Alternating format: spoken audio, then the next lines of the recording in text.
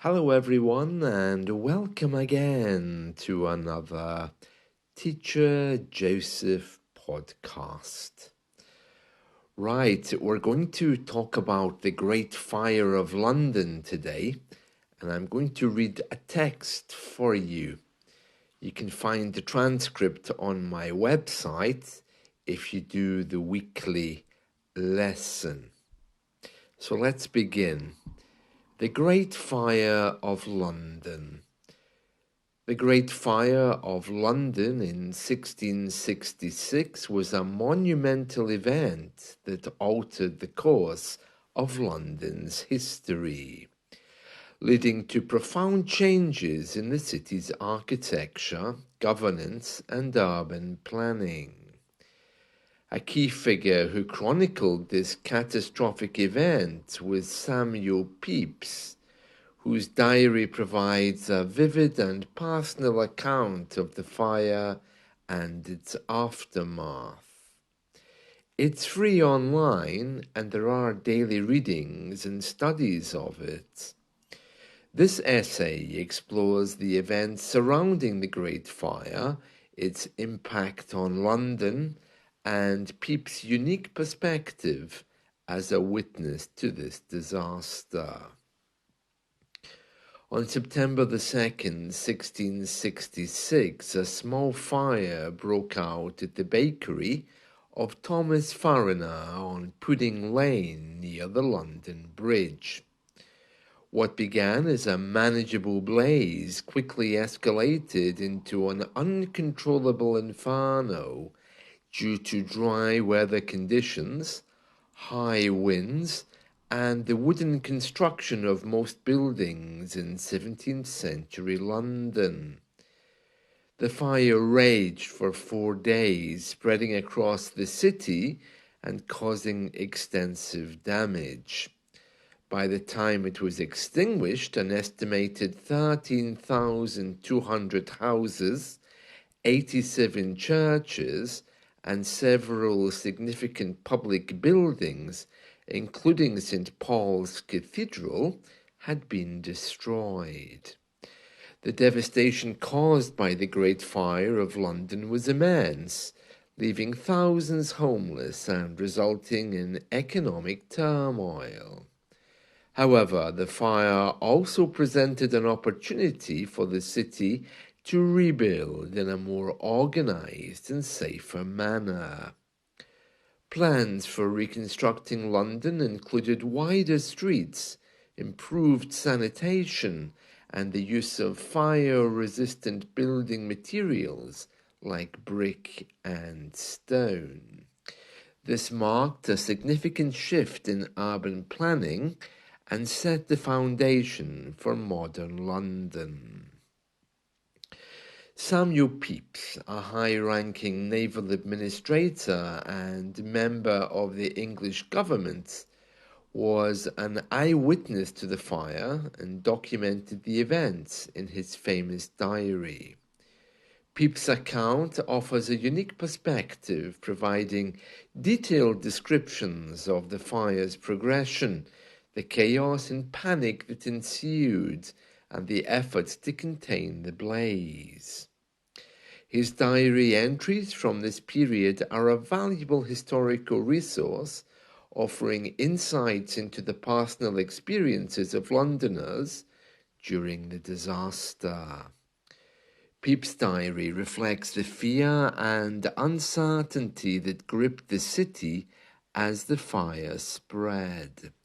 He described scenes of people fleeing with their belongings, buildings collapsing, and the air filled with smoke and ash. His writing captures the emotional impact of the fire on the city's residents and their desperate attempts to save their homes and businesses. One of the notable aspects of Pepys' diary is his role in helping to coordinate the response to the fire. As a government official, he had access to key decision makers and used his influence to communicate important information. He even took steps to protect his own valuables, burying his wine and Parmesan cheese in his garden to keep them safe from the flames.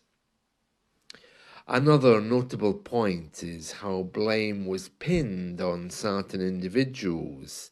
Robert Hubert, 1640 to 27 October 1666, was a watchmaker from France who was executed following his false confession of starting the Great Fire of London. In conclusion, the Great Fire of London in 1666 was a turning point in the city's history, leading to significant changes in urban planning and architecture. Samuel Pepys' diary provides an invaluable first-hand account of this event, offering a detailed and personal perspective on the fire's impacts and the human experiences surrounding it. Through his writings, we gain a deeper understanding of the Great Fire's lasting legacy and its role in shaping modern London. The end. So there we are. That's the story of the Great Fire of London. Now, online, you'll find many places where you can read Pepys' diary. Pepys is spelled P-E-P-Y-S. So it's not Peep, P-E-E-P, it's P-E-P-Y-S. Samuel Pepys. And it's very interesting, his diary. There's places online that you can read a portion every day. I mean, I don't do that. It's hardly positive reading. It's presented in some kind of affirmative way, but it doesn't look particularly interesting. The English is okay, and there's also versions which have easier English, so it's quite nice to read, but it's not exactly morning time reading to get your day started, but it does show a lot about life in 1666. Now, in Pudding Lane today, as I remember, they have a large tower. It's like a lighthouse, which stands at the bottom of Pudding Lane. It's a Victorian monument, and you used to be able to go up inside it and get a view from the top all across London. And that's the memorial to the Great Fire of London. It's very nice. I think I was up there once, but it's closed off now. I don't think anybody can get inside. The last time I was there was, must have been about 10 years ago. I don't usually go to Pudding Lane. And for some reason, it's not really on the history map either. But the tower is there, and it's worth trying to get a picture of that. That monument is really nice. It was built by Sir Christopher Wren after the fire finished. He's the guy who designed St. Paul's Cathedral, and apparently it was to be used as an observatory for scientific experiments. It's got 311 steps in it. There is a small laboratory underneath the entrance, but apparently the vibrations from the traffic meant it had to stop because they were trying to do scientific experiments there. So it just became a memorial and visitor attraction. Yeah, what I'm looking at says you can't pre-book your visit. You just go when it's open and join the queue. The stairs are incredibly narrow, so you'd need to be okay with that. I think when I was in it last time, I really wasn't okay with that, but I just kept walking anyway. And yeah, the stairs are very narrow and it's a tough climb. So you need to be careful. But once you're up there, it's okay, and you get a really good view of London from the top of that tower. So if you want to take some pictures, you can, but it's covered by nets. So the pictures you take would have to be through a net. I don't know if it's big enough to let you line up your camera with one of the holes, but it's a safety precaution so that nobody leans too far over. The south side has a really nice depiction of the destruction of the city with King Charles and his brother James helping to restore it. And on the other side of the monument, there's inscriptions in Latin glorifying the royals and the effort they made to restore the city. In the east, there's a list of the mayors who were in office, and on the north, a detailed description of the fire.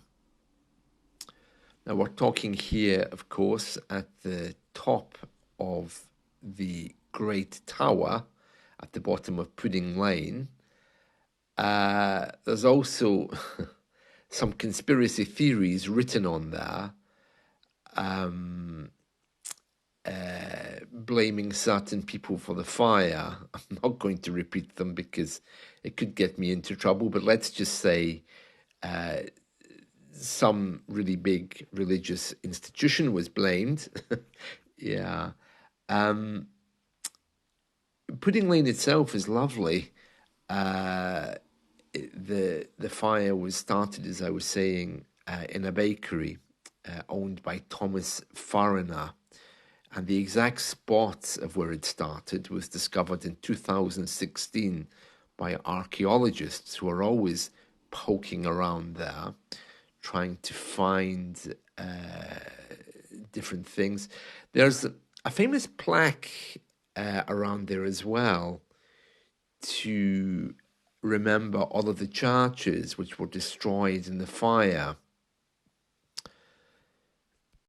There's a famous rhyme for kids called London's Burning that kids still use today.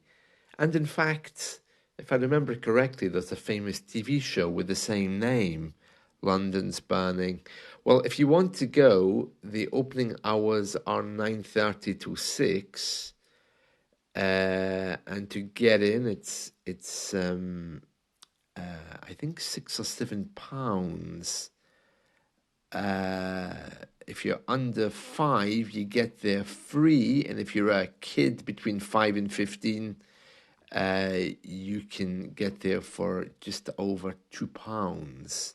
So yeah, fairly cheap, I think, but do check in case it's changed, because I'm not sure how old this information is that I'm looking at.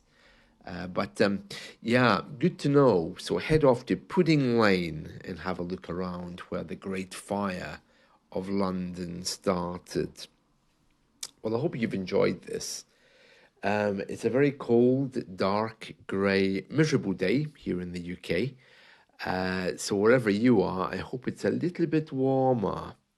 And I'm going to play with my cat now. He's been up during the night, knocking things over, hoping to wake me up to feed him, because he enjoys fish in the morning at 6 a.m.